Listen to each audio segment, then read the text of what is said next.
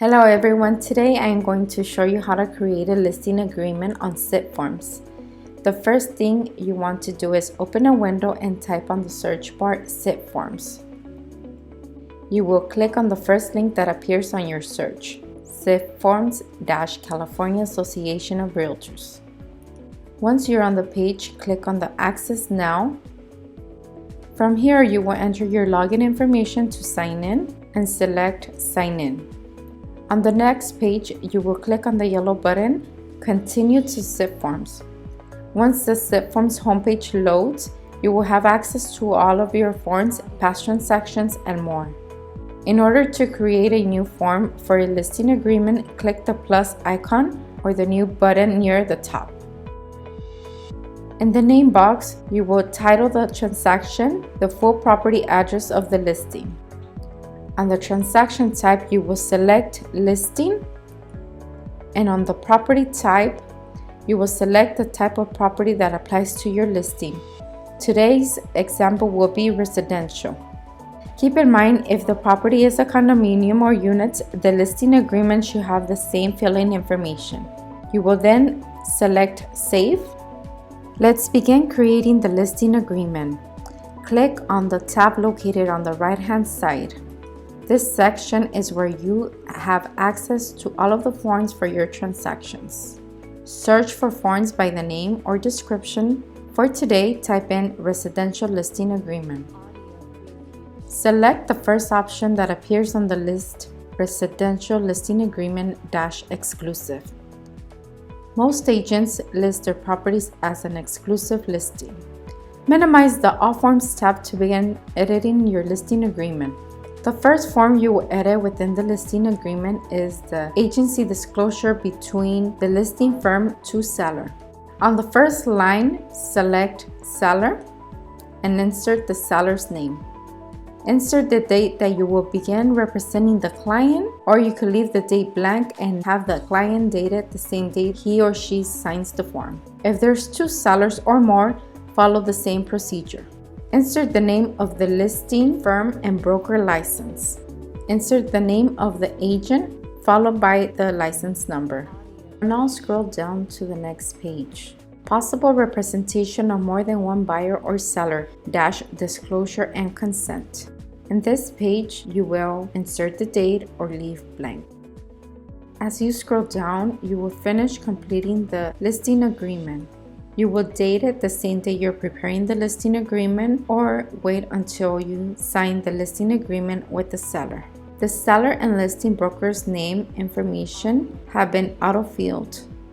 You will now insert the property address information, listing price and terms, and more applicable information. The listing expiration date varies by the broker and agent. Most agents list their properties for up to 6 months or more. Once you have reached the compensation to broker section, note that the broker's compensation percentage will vary depending on the agent and seller's negotiation. Most agents list their properties for a total of 6%. In the next section, you will fill in the number of the calendar days. In this section, most agents enter from 90 to up to 365 calendar days. The next section to complete is Section C. In this section, you will enter any additional compensation that the seller is to pay to the broker. In Section D, the listing agent has the option to enter the percentage that he or she agrees to give to the selling agent representing the buyer. Section F will be filled in only if applicable. Same thing for Section 4A will be filled in if there's items that will be included or excluded from the sale of the property. Section B will be filled in if applicable. Section 5, you will enter the name of the board that you belong to.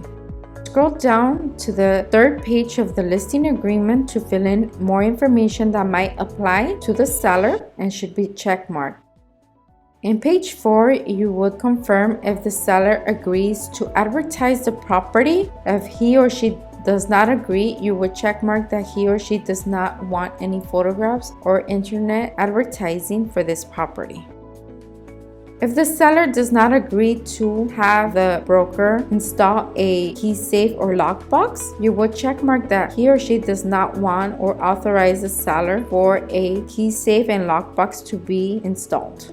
If seller decides not to install a for sale sign, you will check mark that seller does not authorize the broker to install a for sale sign on the property.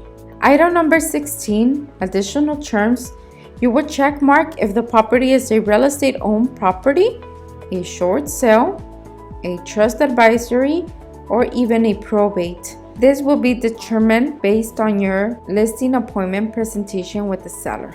You will now scroll down to page 5 to finish completing the information that needs to be filled in. This section, representative capacity, depends if the seller is an entity or has an authorized signer.